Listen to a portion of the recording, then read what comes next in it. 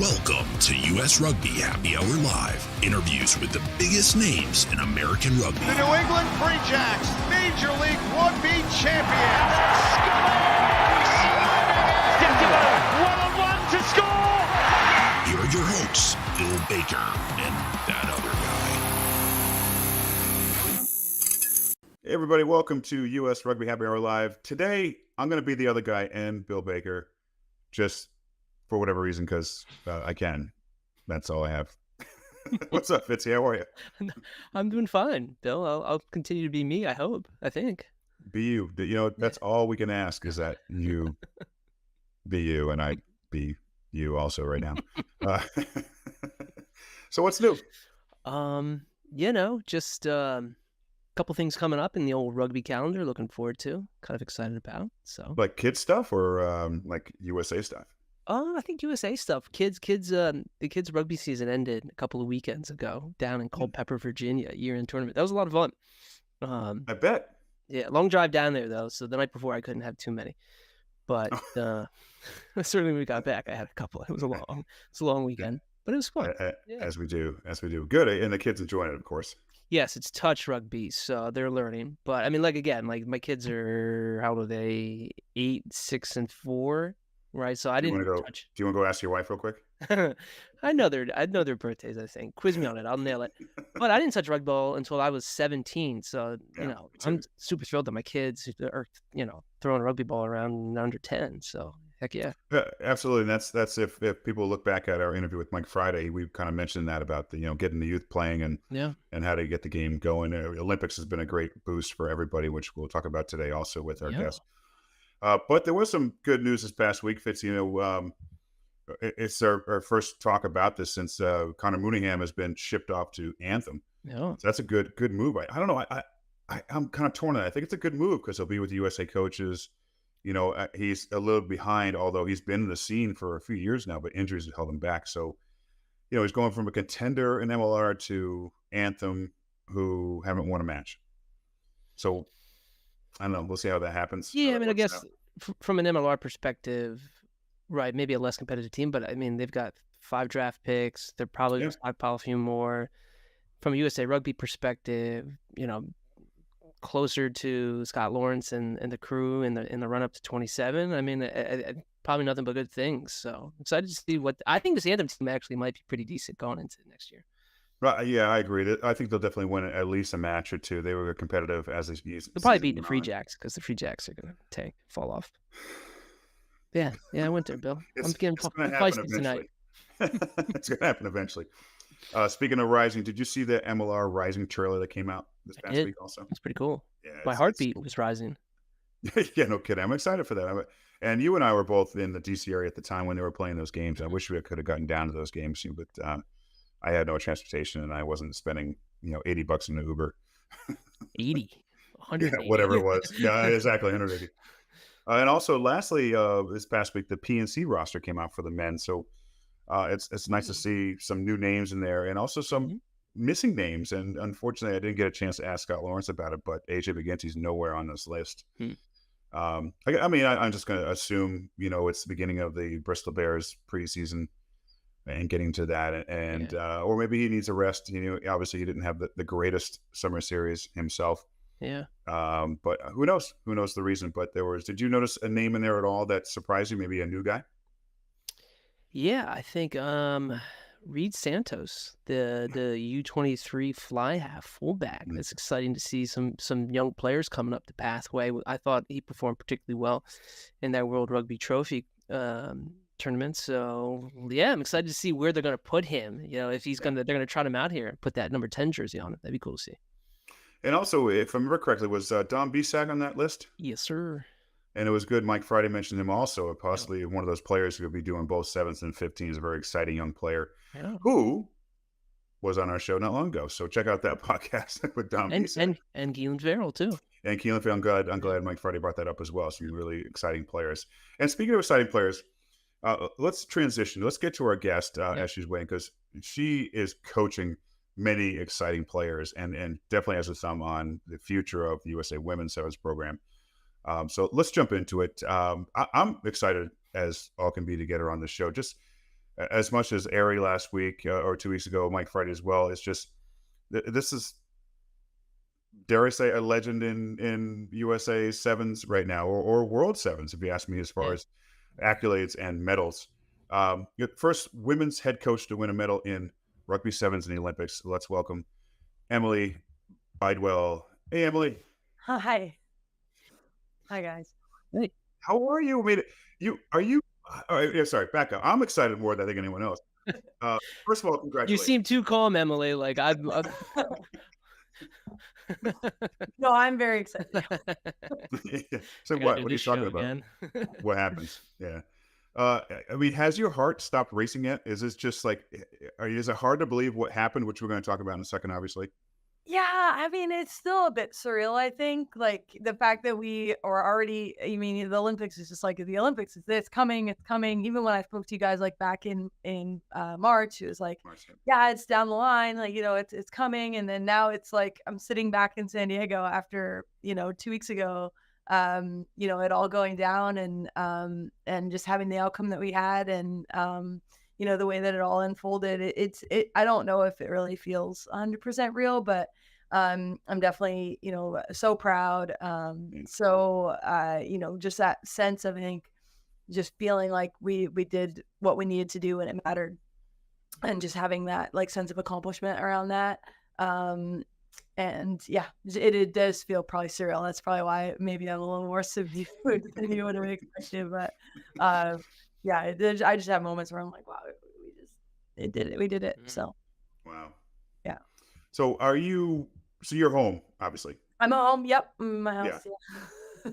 Are you taking a break at all? Are you going to chill for a bit?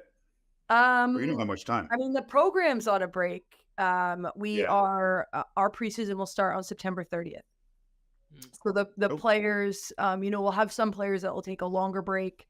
We have quite a few players retiring, but the program really is on a break, and we've kind of, I've really resisted the urge to contact like any of my staff in August. I'm trying to like at least till like the last week of August, but I got home. I went to Palm Desert with my family for a week, which was great.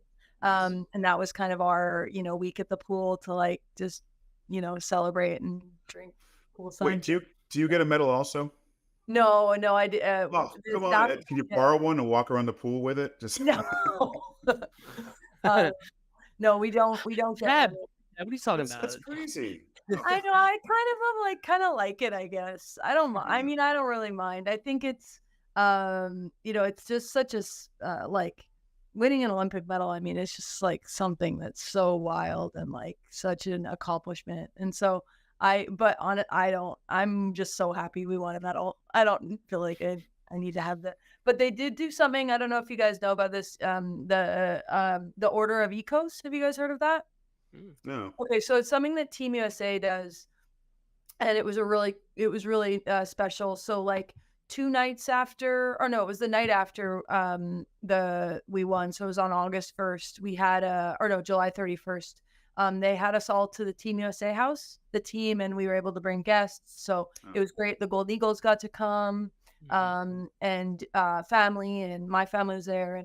And they brought the team up on stage, and then the team awarded me and Zach, like the 2 coaches. I'll show it to you. I have it right here.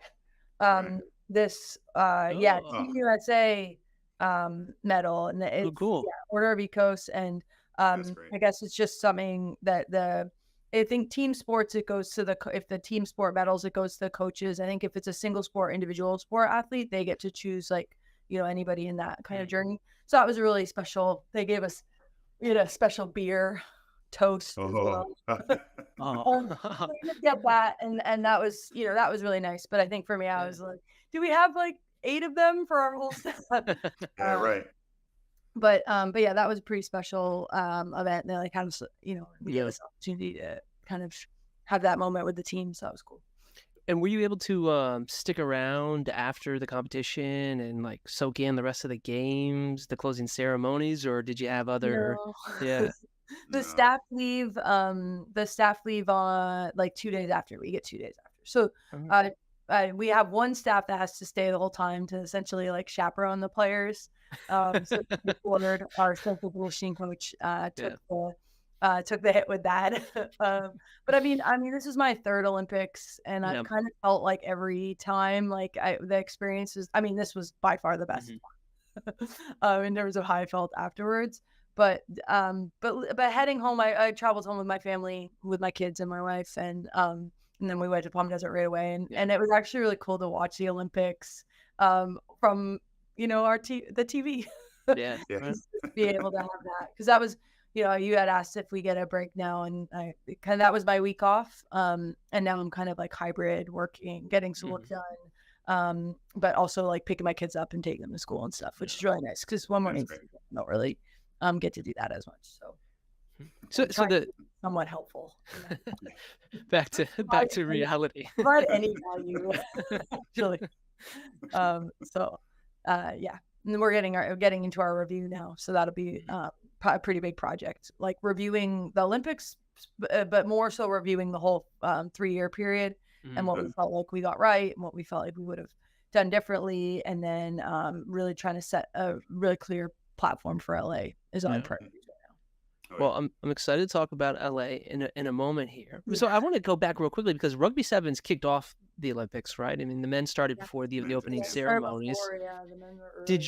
Did you like competing early in the games, or would you have preferred waiting later in the games, or does it matter? I don't know if I really have a preference. I think it was really cool because I think we were the first.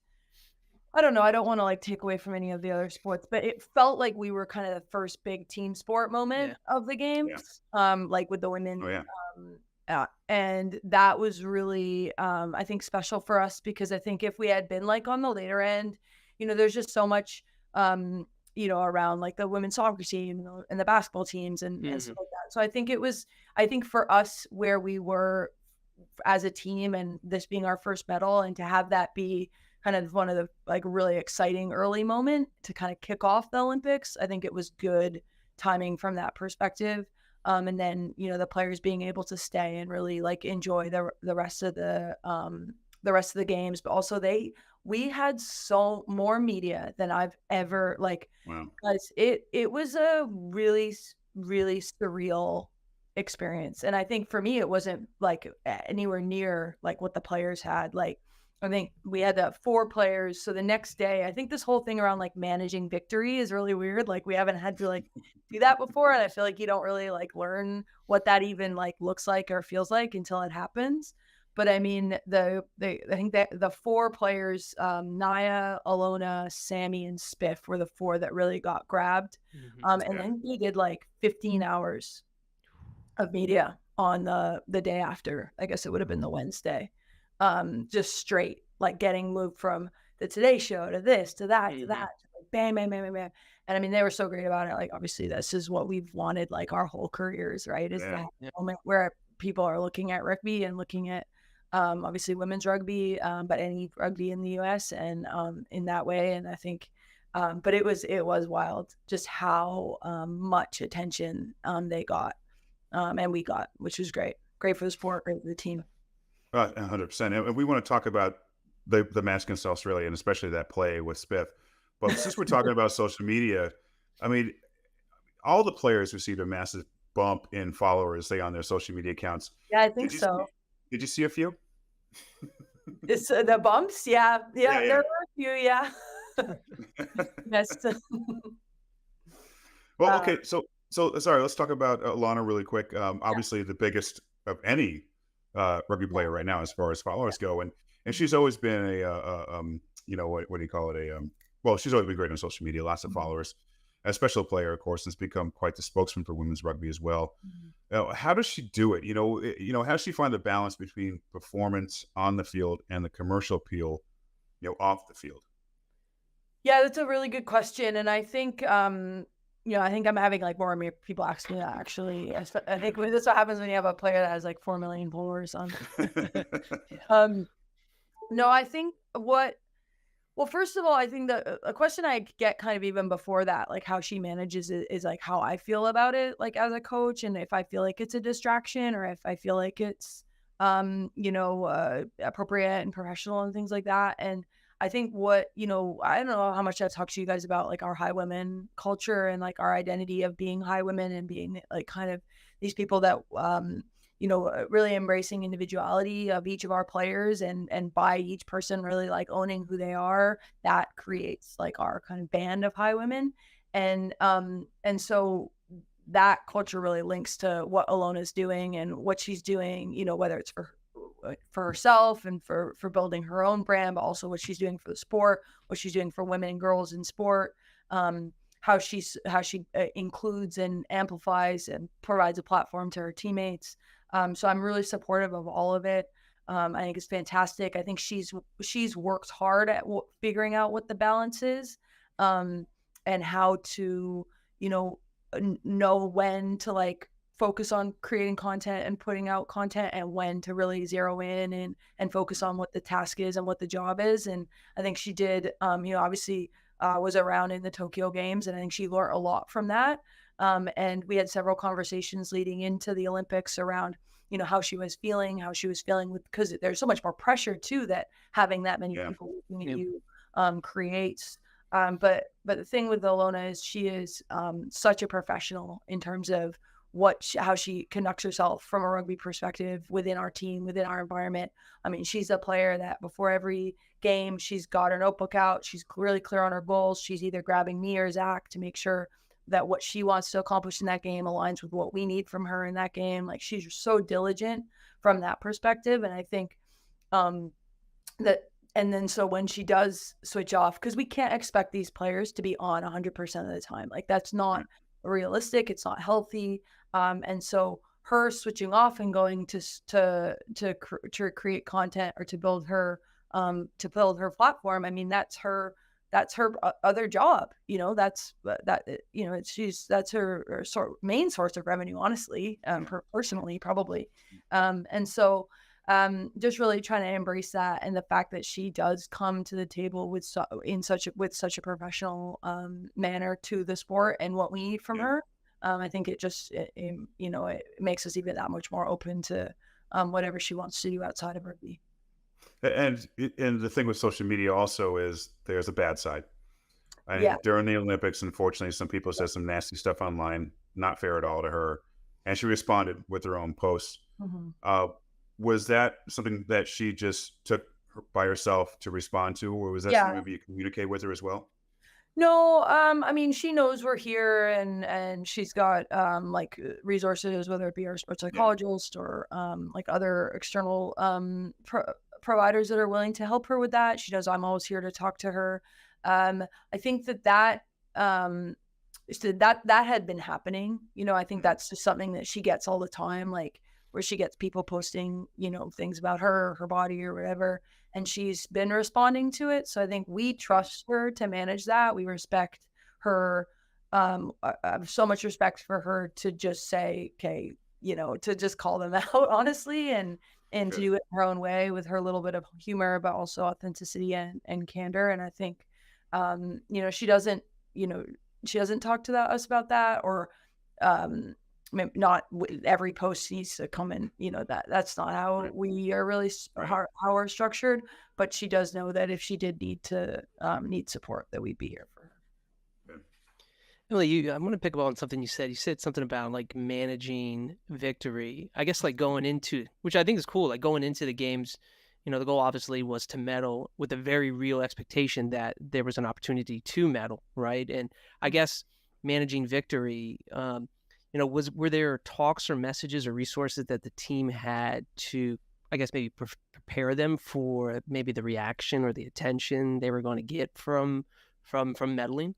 Yeah, I don't think we expected it to be like this. Yeah. So I think it's one of those things you don't know until you know kind of thing. And I mean, I think it wouldn't, I don't even know if it would have been like this if we had come like second.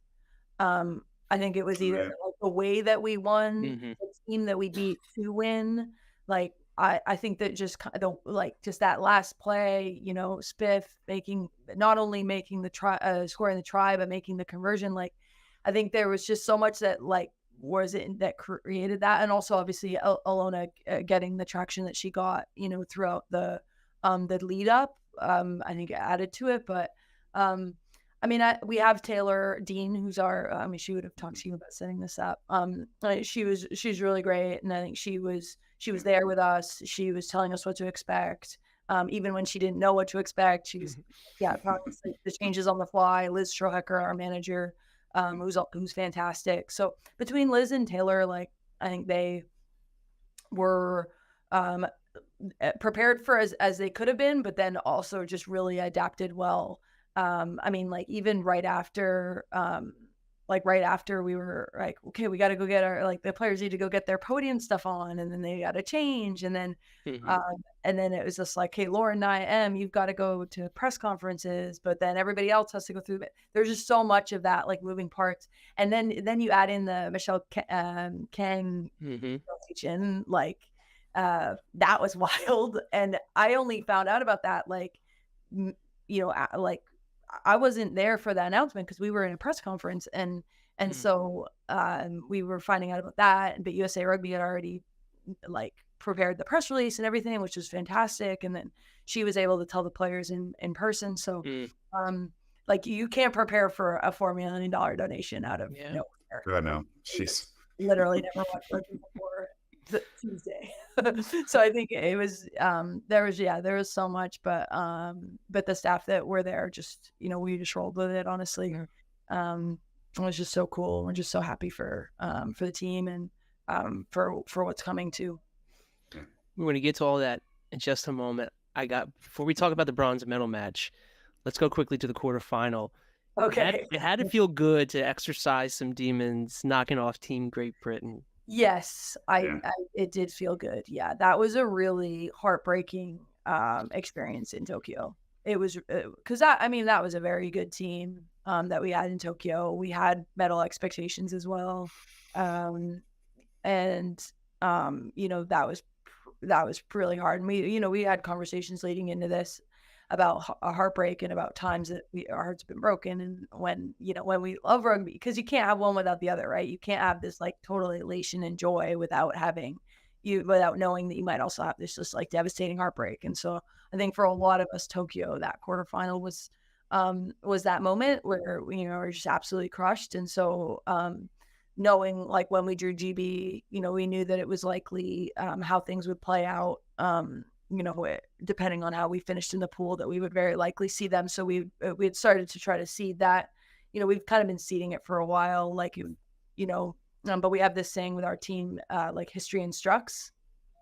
Like history doesn't repeat, it instructs. And so what being aware of what your thoughts and feelings are around things that have happened, whether it's losing to a team or beating a team, or topping your pool, because that's what happened in Tokyo. I don't know if you remember this or not, but we topped our pool. We beat Australia, and we were the number one seed coming out of that pool. And it was kind of this idea of like momentum doesn't matter. Doesn't matter. It does not matter. And and if you think it matters, then you're in trouble. So like perfect example is France beating us, right? They beat us pretty decisively in that game. And then they came out to play Canada, was theoretically a better draw, right? Because if you play, if you're one in Pool C, you playing two in Pool A, which is a lower ranked team, and then they lose, and it just is this like, this is what sevens is, this is what sport at this level is that momentum can be an issue. So we did have some demons with GB, but we were aware of them and we took action, and I think it was just like that game was a really special moment as well to kind of finally break that ceiling of being in the top four at the Olympics, because we hadn't done that before either. So I'm gonna take a tangent here real quick, because I definitely want to talk about Australia. Of course, you mentioned Tokyo, no fans, to Paris with the most fans ever. I would, even from the coaching standpoint of the sidelines, that must have been hair raising just to hear the crowd. So crazy.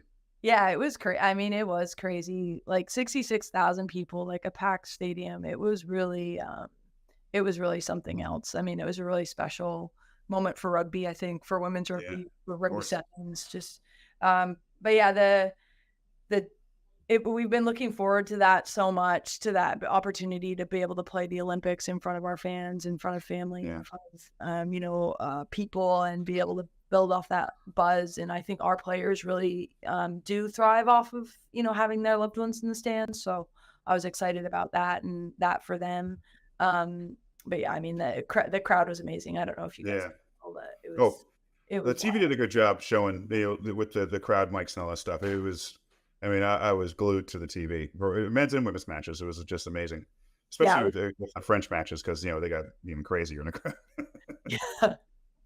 Yes. Yeah. Playing for France, we were really excited about especially because we knew that game was going to be, that game was going to be what it was going to be, right? Like it wasn't, it was our third pool game. We obviously want to win it, but you don't want to win. You don't want to, what's the expression? Lose the battle to win the war, win the battle. Yeah, something like that. Win the battle, lose the war. I don't know. It was, but to just have the opportunity to play them at home in front of that crowd was just amazing. Yeah. That is amazing. Okay. Let's talk about Australia. Obviously, a team that everyone's had difficulties with throughout the season. Some amazing fast players. So just talk about your game plan coming into that match against Australia.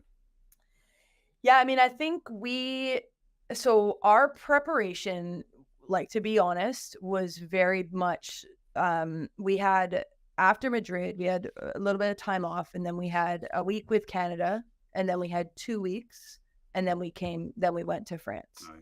So the 2 weeks that we had following the Canada week was very much focused on beating Australia and New Zealand.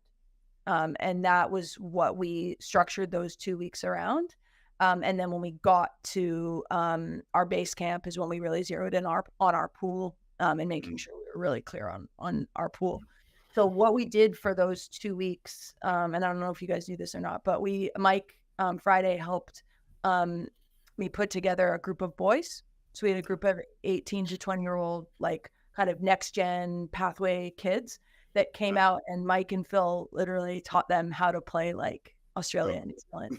So we'd have Australia days, we'd have New Zealand days, we'd have, and just the way that because they're really hard teams to replicate because of the way that they move. With Australia, it's like how fast they are, how like their speed of pass, their width of pass, how hard they hit on the ball. With New Zealand, it's that tempo that they play with, the kind of the footwork and the tempo.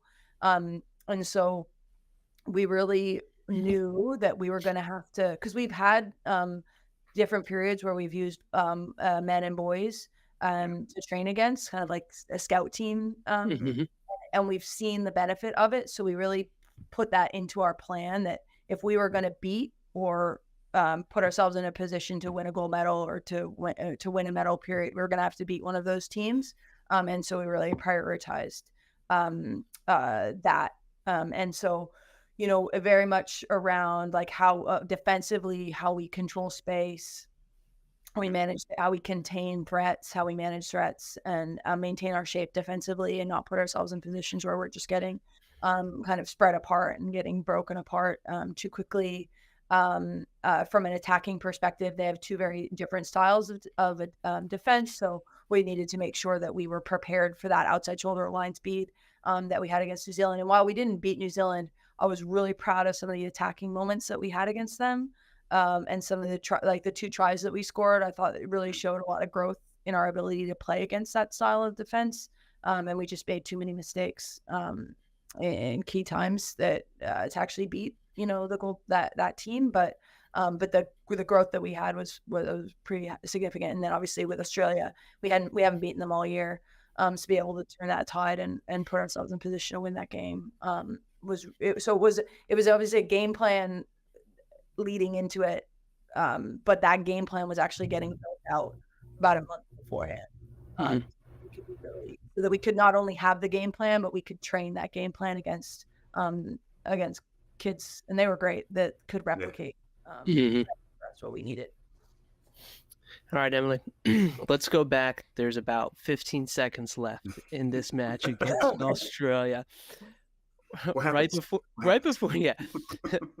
before that sequence, just what were the emotion? What were the thoughts swirling around in your head? You mean like when they scored? Yeah, right. So so they scored. Well, I was like I was a little bit frustrated. I was having to manage my frustration a bit because we were creating these really good opportunities, right? Like, like when Doyle, when we had that chop tackle and Doyle came over to win the ball, like that was like, that's exactly what I'm saying. That's how we prepared to defend them. We knew that we could get them isolated and create an opportunity, and we did. And then I think then they won that scrum. And I was a little bit like, okay, guys, we've got this. We're creating opportunities, but then we're immediately losing that opportunity. So I was more like, okay, we just need to focus on the one moment at a time, like just really staying present in a moment, because we're creating the moments. Now we just need to convert the moments, you know? So that was my kind of feeling, because they scored immediately, like after that scrum. But then I'm obviously happy that we're going to get the ball back. I think we knew that they were going to, they could have kicked short and competed for possession, but I think we knew it was more likely that they were going to kick deep and put us in our end and try to force an error, because we've just had 2 handling errors. Like I would probably do the same thing, like put us deep in our end, force a handling error, or get a tackle turnover. So, I think the staff that ran out and the players, the water carriers that ran out, just said to this team, like, okay, just be prepared for a deeper kick. We just, we've got a plan for that. It's actually better for us because it means we have the ball. Then we just have to keep the ball. And I think what the advantage you have in those situations, right, is that like there's time left and you have all the time that you need, as long as you keep your shit together and don't make it the previous 2 series. But you have all the time you need, and that's all the time there is. Yeah. So it's not like when they scored, there was still time and we still had an opportunity. Like when you score at that moment, like you know it's going to be done. So as long as you can make a kick, I think so I didn't expect us to score that quickly though. I thought it was going to be like we were going to have to work our way out. Maybe they were going to get, because they were getting like not rolling away penalties and stuff. So I thought maybe they would get a not rolling away penalty. Maybe we would take a scrum. We'd go for something or we'd do a edge tap pen or something like that. But so I didn't think it would be that quickly. So then when Spiff carried there, that was wild. I just was like, well, so go sprint. I know, we're all watching. I started standing sidelines, and we had Ari Ramsey on last week, and we asked her because she was right behind Spiff, and about midfield you could see she was like, oh yeah, like Alex is going to score here. But then from our vantage point on the TV, you could see Levy like flashing down, thinking, oh man, is she going to like tackle her? But Spiff just kept going. Spiff's the fastest player on the team. As soon as Spiff, Ari thinks she is. Ari in the last 3 months, max speed. Ari hasn't clocked a higher max speed than Spiff in the last 3 months. Historically, in the last 3 years, yes, Ari has. But if we're gonna only look, what is that max speed? Can you share? Spiff she runs. I think it was like a 9.4 or 9.5. Yeah. 100 meters. No, like max velocity. So velocity. Okay. Oh. Yeah. Sorry. Wow. Close to you, Fitzy. I don't quote me on that because I can't. I would have to pull up my Excel sheet that has the information. But it was Spiff is very fast. So you talked. Sorry. Broke those tackles. It was. I knew it was nobody's gonna get her. Well, you talked earlier about. Go ahead, Bill. I want this one. Yeah. Talking about that tackle and nothing against Alex, phenomenal play. Did she get a little assistance off of the tackle technique from the Australian player? It seemed like she fronted her too much and pulled her forward with her. Maybe. I mean, I think that or helped her. We do know with Australia that they do at times try to like pull you away from your support and create that like separation, and then get in between you and the ball carrier and the supporting player. Like they've done that to us tactically before, so they may have been trying to do that. I'm not too sure. I'm not too sure. So the thing that is really funny though about that whole thing, and I don't know if Ari talked to you about this or not, and hopefully I just made Ari a little mad and she comes back in the preseason and was really trying to chase Spiff's feet.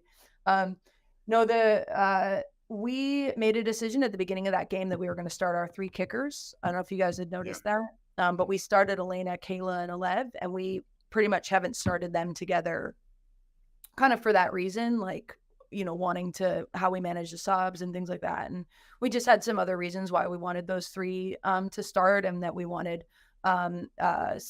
Steph, Lauren, and some of the other forwards to be available to close out the game. And so what we were like, okay, well, we're not gonna have a kicker on the field at the end of the game unless we put 11 back on, which is a totally reasonable move. Yeah. And so I said to Zach, I'm like, okay, well, Spiff's gonna have to kick if she's the only one on the field. And he was like, okay. Well, because do you guys remember in LA when she made that conversion from the 15 meter? Oh, it's right. You remember that literally put us back in the game in that semifinal in LA. She did the quick tap, she scored, and then she converted her own try because we didn't have a kicker on the field. So like Spiff can do it. She's just gonna have to know that she can do it. So then so I'm like, you need to go tell her. And so he was like, okay, I'll go. He went and told her, and then he didn't tell me this. I don't know why I wasn't paying attention. I was probably like freaking out or something. Yeah. So sorry, these conversations are happening right after she scored. Oh, before the game. No, before the game. This is before the game. Yeah. This is before the game. So he went and talked to her like before we, started our whole process, like our 15-minute rule. And so, but he didn't tell me this, that she went out to warm up a little bit early to take a few kicks, and she shamed them all. Oh no. She got out of her system. He didn't tell me that. And I was like, okay, why didn't you tell me, Zach? He's like, because you didn't need to know that. You didn't know. No. Yeah, you were like, can I sub someone now? Is it too late to sub somebody? Yeah. But I mean, obviously, like, it was between the posts, and she but still, the biggest kick of her life. Yeah. After she maybe shanked after a couple 90-meter try, I know. Yeah. And she only had 7 seconds because I think she forgot that she was going to kick it. So they were celebrating so much. Right.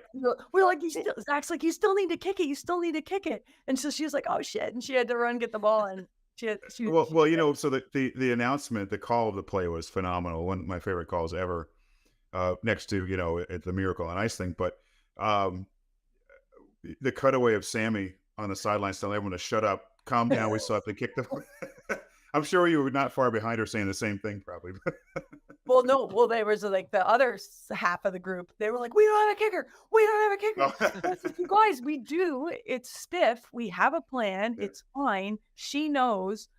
We just didn't tell you, all of you, because you guys didn't need to know. Like, it's all fine. So when did Zach tell you about the pre warm up or the when pre-game? We were smoking cigars later that night. Oh, by the way. Yeah. I was like, oh, whatever, man. You were screwed. No, you weren't. No. All right. No. So Emilie, post match, I mean, there really, who knows how long that took for the team to get back in the clubhouse or the bus, whatever else. Was it even a conversation? Did you even sit down with them and just, other than saying congratulations, what kind of words did you have with the team after that match? Yeah, it was just like, it was wild. Like we really didn't have, because all the players go through the mix zone the first time, and then they have to go through it again. Like there just really wasn't, like, I think we were just really, there wasn't really a moment for kind of like a speech, I think we were just all like elated, honestly, and just celebrating together, and like just kind of like we did it, and we actually did it. It was really great. Like Naya, like there was a quiet moment where before they went out, that Naya just thanked Nicole and Chris, which was really important because that was a really difficult role that those two played, and they were both fantastic. I mean, they're such stalwarts of this team. The what they've given to this team over the last decade is just exceptional, and so she took a little opportunity to just acknowledge the role that they played in all of it, because it did get hard for them not being able to go on the podium and not being able to get a medal. So I think that was really important. And then I don't know. I texted the team the next morning because I was like, I'm so fucking proud of you. And I'm not sure if I'm supposed to swear on this, but you can say that. It's okay. And then at the Team USA thing, I had an opportunity to say a few things to them. And then I sent them a really long text message a couple days ago. So I don't know. That's just like what's weird about it. I mean, you're just used to coming back together, going back to San Diego, back to the training center, and having like an opportunity to just really be together. And that's what's different about this, especially, with the players that we have retiring, I definitely got emotional, like kind of in those days following that.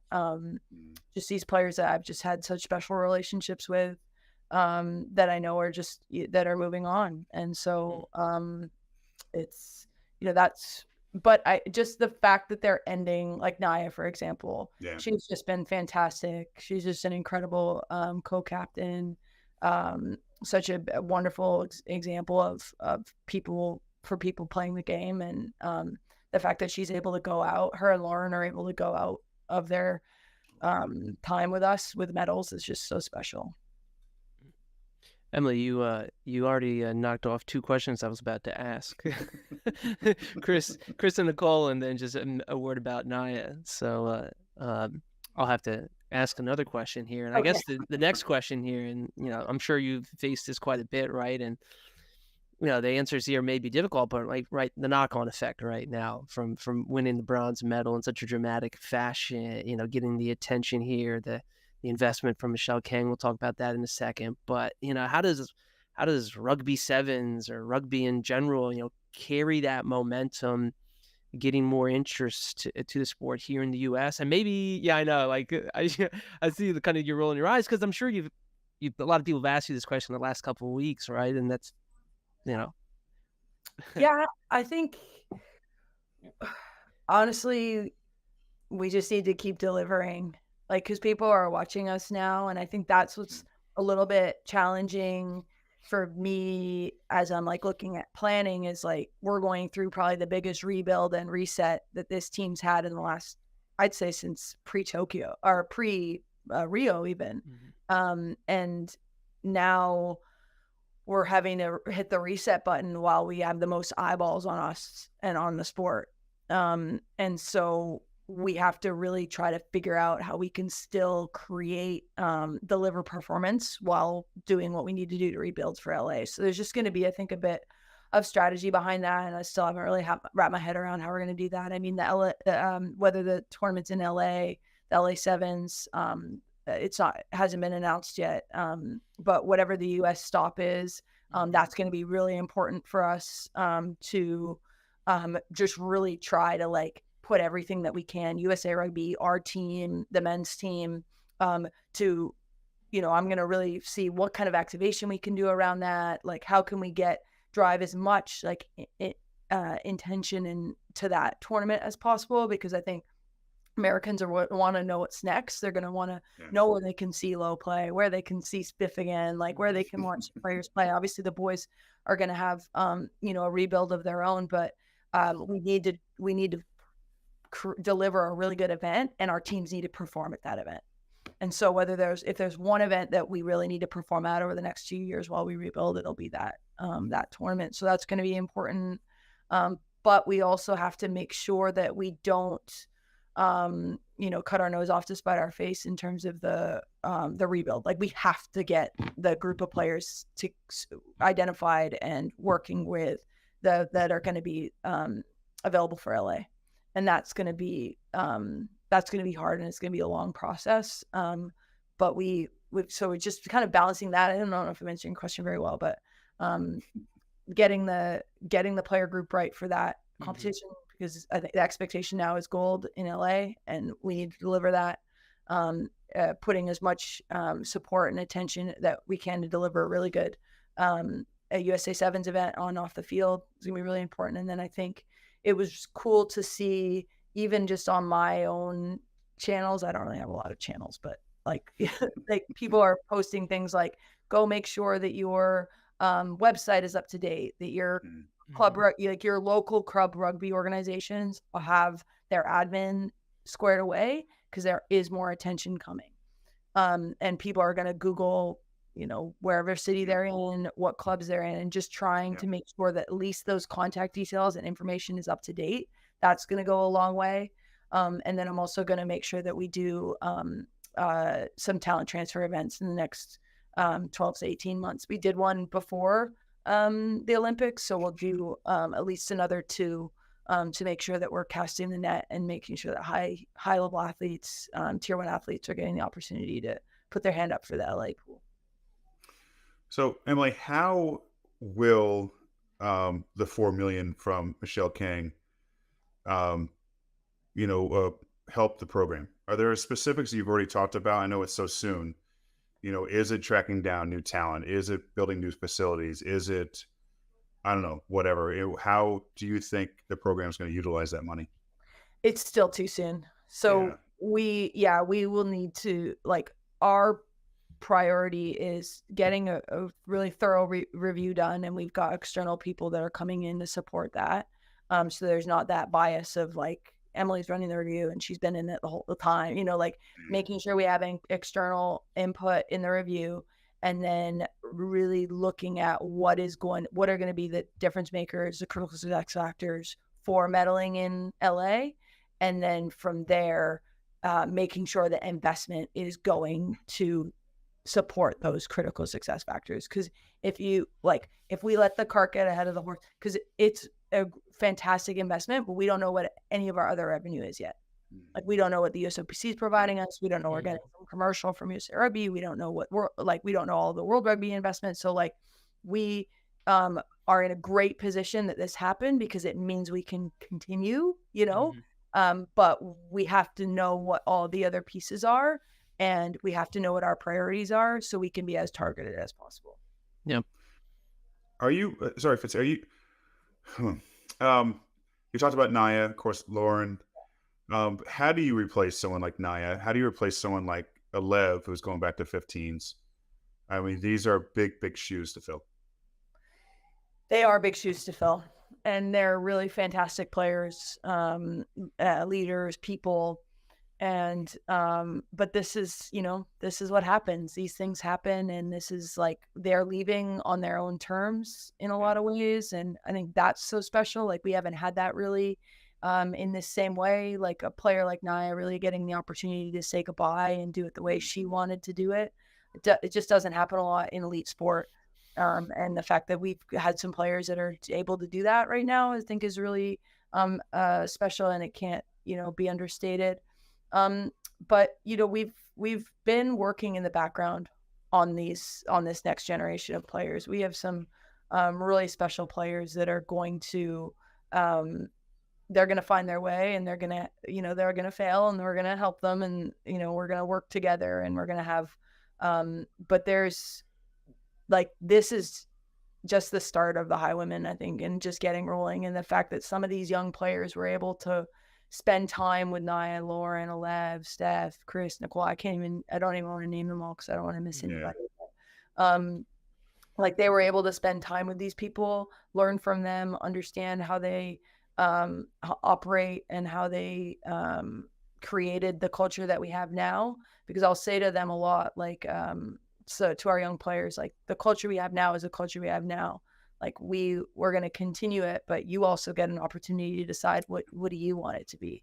And so having those conversations, and it doesn't all, like, that stuff doesn't all have to happen overnight. The High Women are going to be the High Women, and we're going to leverage that. But 2 years in, 2 years out from LA, it might be time to go over somebody else or something else, because that's what that group of players is going to resonate with going into LA. So I think we need to be flexible with it. We need to be patient. And you just got to support these young players, because there's some really special young women coming through. I'm looking forward to them 100%. Getting their names out there. Cool. Hey, you mentioned, I think, end of September, I guess, kind of getting back together, kind of a quick turnaround, right? 7 series starting up. I know dates aren't quite out yet. HSBC, I mean, World Rugby would be foolish not to have a stop back in LA again after US Women. They have to do a US stop. I'm not sure like what the details are of it, but they're gonna have to do one. Quick side note, tangent here. This is me just throwing it off the cuff here, but I mean, because like, domestically, right, there are some opportunities to see some of these, Olympic medalists now play, and that's, PR7s, but, that's a short window in just the summer. It'd be cool if somehow some of that money was into some type of showcase where they're playing maybe some of the top, Club 7s just happened, the national championship, just last weekend. If there was some type of showcase, just some type of events, make some money, highlight some of the players, of course, player health and safety, you got to be worried about that, but, it might be interesting. Anyway.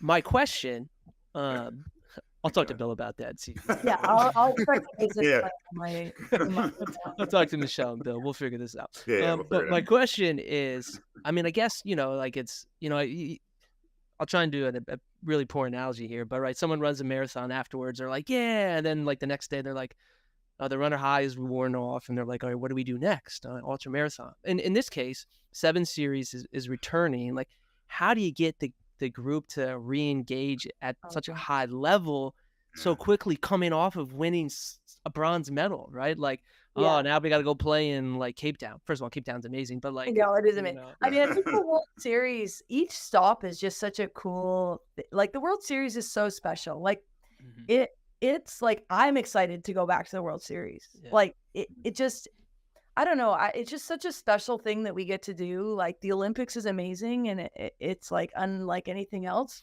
but each World Series stop just has its own kind of like I'm excited to go to this ice cream place in Cape Town. That's like my favorite.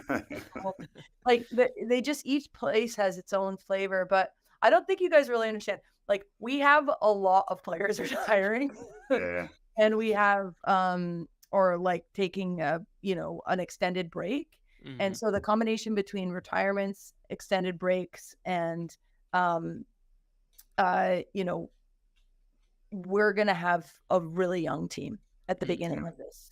And like I said, we're going to have to balance it. So I think there's going to be a lot, like, not worried about what you're saying right now, because the players that are going to be going to Dubai and Cape Town are going with something to prove, and they're going to be really excited to get their opportunity to go and put their hand up for, the pool for the next 4 years and everything like that. So, and then I think that the players that are coming back, I think probably what's more challenging is balancing this, like, okay, we just did everything that we thought we needed to do for 3 years to produce like the best team we possibly could, whether that's on tactically, physical performance, technically, culturally, everything.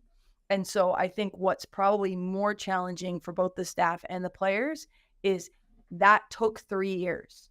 So we're not just coming back and having a fully baked team. Like you only get that once, you only get that level of preparation and everything falling in line once every 4 years, because that's what a campaign plan's for, right? It's for peaking at the right time to produce that. And so like I think that's what I'm a little bit more worried about, especially with like our experienced and returning players, is they're going to get back and they're going to be like, it's so different. It's just so different. And it is going to be so different. And it's not going to be that same team again. We're not going to have that team again. And that's what I think was so special about that. It was really the last dance for that team. And so I'm just going to be trying to reiterate, like, we have to be patient, guys. It doesn't have to, like, everything's a process now again for 4 more years. Like you heard me talk in March, right? I was like, everything's a process. Well, the process got completed, and now the process for like a week, we had the finished product of the process, and now we have 4 more years to get the next finished product for that week in LA. And I think that's what can be more challenging. Well, Emilie, as you go through all the Paris Olympic gear you were given, or the team has, and you have extra, I'm an XL. I think Fitzy's probably a medium or large. He's a lot bigger than me.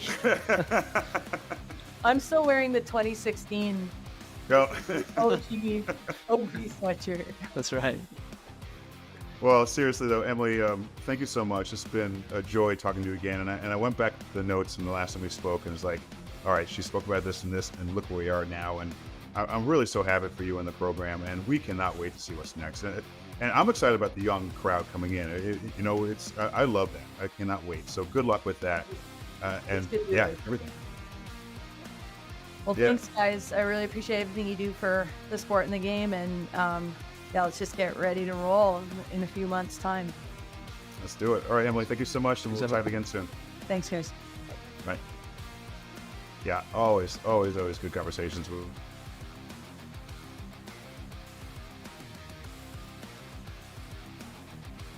So I figured she'd be like half asleep because of everything she's done.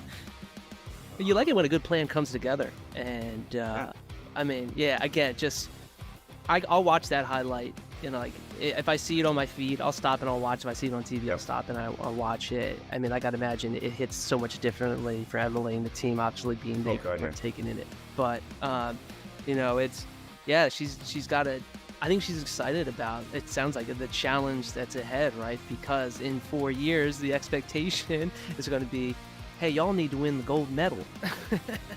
Let's go. Maybe. That's right. You know? Well, yeah, of course. You can't do any less than bronze, at least, and you're on your home soil, so you better win at least silver, if not gold. Yeah, I'm excited. I had a thought there, and I lost it. So excited I am. Well, it's crazy to think, and given all, you know, the attention and the awareness, and hopefully new fans and also new participants coming to the sport, it's hard not to look ahead 4 years from now to see how differently things will be. Not only with the team that she mentioned, but just like, you know, I'm excited about like 4 years from now, like what's rugby going to be like in the U.S. Coming off coming off the 25 World Cup, the 27 World Cup, the LA Olympics, and then hosting in 31 and 33. Man, it's a lot. Let's go. You know, what's funny is I had so many people who I have just annoyed with my rugby talk over the years text me after that game. Did you see that? I was like, I told you 15 years ago. We weren't listening back then, Bill. No, we just ignored you after a while because you kept talking about it. All right, Fitz, let's wrap it up. Good job. Everybody, please give us a follow, like, subscribe to this podcast. It's all on every major podcast player and non-major podcast players, I believe. Check it out, and also stay tuned for our next show, and we will be announcing guests very soon. Thanks, everybody. We will chat again soon.